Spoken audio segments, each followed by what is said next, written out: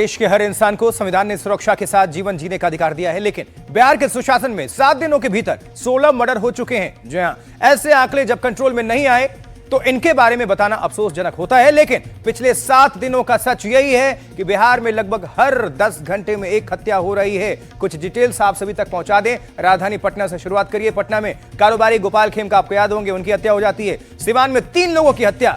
पटना में स्कूल संचालक अजीत की हत्या होती है। नालंदा में अनु और संतोष की हत्या होती है, डबल मर्डर था ये। मुजफ्फरपुर में इंजीनियर मुमताज की हत्या हुई। मोतिहारी में 22 साल का अजय यादव जान से मार दिया गया। पूर्णिया में डायन के आरोप में, जहां डायन बताकर इसके आरोप में एक ही परिवार के 5 लोगों की हत्या हो जाती है। पालीगंज बालू व्यवसायी रमाकांत यादव की हत्या हुई अभी कुछ दिन पहले ही। पटना दुकानदार विक्रम झा। ये कुछ नाम हैं जो घटनाएं हैं जो किसी भी सभ्य समाज पर सवाल खड़े करती हैं। और देखिए, कुछ ही दिनों के बाद बिहार में विधानसभा चुनाव है, लेकिन ये जो मर्डर हो रहे हैं और इसको लेकर विपक्ष भी लामबंद है। सरकार और विपक्ष दोनों तरफ से अपनी अपनी प्रतिक्रियाएं हैं, लेकिन जनता के पास रिमोट कंट्रोल है। क्या करना है उनको पता है। अब ये पक्ष में जाएगा या विपक्ष में, ये उनको तय करना है।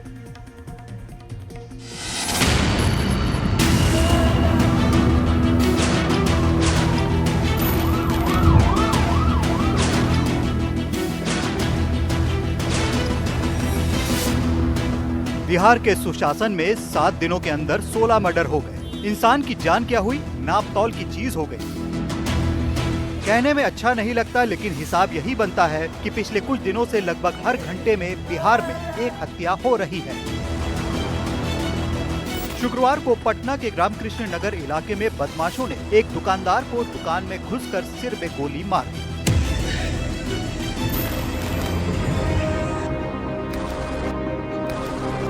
बिहार में एक के बाद एक हत्याकांड।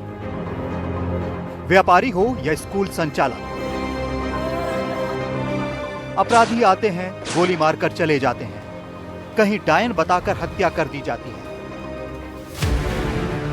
शुक्रवार रात पटना के रामकृष्ण नगर इलाके में बदमाशों ने एक दुकानदार को दुकान में घुसकर सिर में गोली मार दी।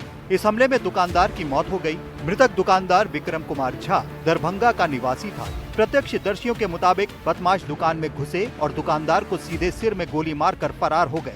गोली लगते ही दुकानदार मौके पर ही अचेत होकर गिर पड़ा। घटना की सूचना मिलते ही आसपास के लोगों में अफरा तफरी मच गई और भारी भीड़ मौके पर जुट गई। विक्रम को इलाज के लिए अस्पताल भिजवाया, जहाँ उसकी मौत हो गई।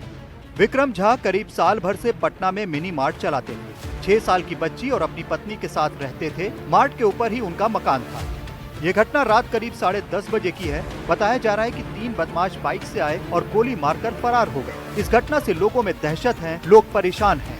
सवेरे पर पता चला कि गोली लग गया, खून गिरा हुआ था, तो इसके लिए हम लोग सवेरे आए तो देखे। उसके बाद अभी तक दुकान बंद देखे और विशेष कोई पता तो नहीं लगा अभी तक। बहुत अच्छा आदमी थे, कहूँ कोई दिक्कत नहीं है। किराना दुकान से बहुत बढ़िया स्वभाव के थे।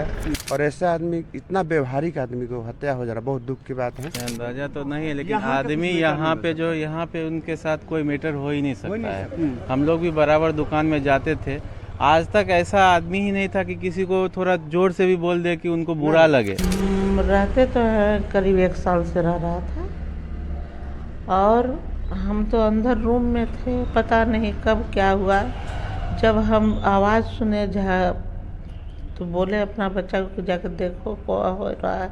हम तो पैर से लाचार है, बुआ देख रहे हैं। तो वही देखे बोले कि कुछ हो गया है, सो वहाँ पर बाहर हल्ला कर रहा है। तो बोले देखो, तो वही बोले कि विक्रम अंकल को एक्सीडेंट हुआ है। तो बाहर निकले तब तक देखे उसको ले जा रहा था लोग। बहुत अच्छे इंसान थे। हम बता नहीं सकते हैं कि कितना अच्छा इंसान थे। ये पूरे मोहल्ला से पूछ लीजिए, आपको कोई ना बोलेगा। इतना अच्छा वो आदमी थे, बहुत अच्छा। कभी सोचे नहीं थे कि इस तरह का घटना होगा। पिछले कुछ दिनों में बिहार की राजधानी पटना एक के बाद एक क्राइम से दहल उठी है। दुकानदार हत्याकांड के साथ ही बिहार के वैशाली से लूट और गोलीबारी की खबर आई। यहाँ अपराधियों ने एक मक्का व्यवसायी को गोली मारकर 20,000 रुपए लूट लिए। अपराधियों ने मक्का कारोबारी दीपक शाह को गोली मार दी, लेकिन गोली लगने के बाद भी दीपक हिम्मत दिखाते हुए खुद बाइक चलाकर एक दुकान पर पहुंचे और रिश्तेदारों को जानकारी दी। गंभीर हालत में उन्हें इलाज के लिए अस्पताल में भर्ती कराया गया है। बिहार में बिगड़ती कानून व्यवस्था कहीं ना कहीं डबल इंजन सरकार के लिए एक बड़ा चैलेंज बना हुआ है। पिछले एक सप्ताह के भीतर लगभग 15 से ज़्यादा हत्याएं कहीं ना कहीं बिहार सरकार के लिए एक बहुत बड़ा सरदर्द बना हुआ है। जिस तरीके से पूरा विपक्ष नीतीश कुमार की सरकार को घेरते नजर आ रहा है, वहीं बिहार सरकार जिस तरीके से बिहार में हत्याएं हो रही है कहीं ना कहीं उस पर घिरते नजर आ रही है। हाल ही में एकदम से बड़े अपराधों के बीच राजनीति भी तेज हो गई है। आरजेडी नेता और बिहार के पूर्व डिप्टी सीएम तेजस्वी यादव ने पोस्ट किया कि पटना में व्यवसायी विक्रम झा की गोली मारकर हत्या, डीके टैक्स तबादला उद्योग प्रदेश की अराजक स्थिति का मुख्य कारण, अचेत मुख्यमंत्री क्यों है मौन, भ्रष्ट भूंजा पार्टी जवाब दे। वहीं एनडीए के सहयोगी चिराग पासवान ने भी पोस्ट कर चिंता जताई है। चिराग ने लिखा है कि बिहारी अब और कितनी हत्याओं की भेंट चढ़ेंगे, समझ से परे है कि बिहार पुलिस की जिम्मेदारी क्या है। कानून व्यवस्था पर उठ रहे सवालों पर कांग्रेस सांसद तारिक अनवर ने कहा कि नीतीश कुमार का स्वास्थ्य ठीक नहीं है, इसलिए अब सरकार का इकबाल खत्म हो गया है। खास तौर पर जब से नीतीश जी की जो है का स्वास्थ्य खराब हुआ है तो स्थिति बद से बदतर होती जा रही है। ऐसा लगता है कि शासन पर और कोई पकड़ नाम की चीज़ नहीं रह गई। तो जो असामाजिक तत्व हैं वो काफ़ी सक्रिय हो गए हैं।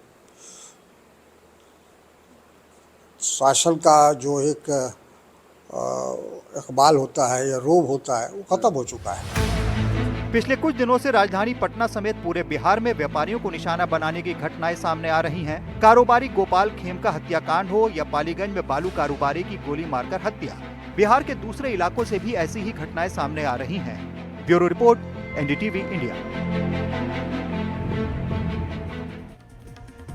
अब देखिए, जाहिर है जिस बिहार में कुछ महीनों बाद चुनाव होने जा रहे हैं वहां कानून व्यवस्था, लॉ एंड ऑर्डर बहुत बड़ा मुद्दा बन रहे हैं। जरा सुनिए विपक्ष के आरोप क्या हैं और सत्ता पक्ष का जवाब क्या है। लॉ एंड ऑर्डर तो बिहार में अब लॉ एंड ऑर्डर कहाँ रहेगी। क्रिमिनल डिसऑर्डर जो है एकदम हो चुका है। कोई सुनने वाला देखने वाला बिहार में नहीं रहेगा। लोग जो है मारे जा रहे हैं,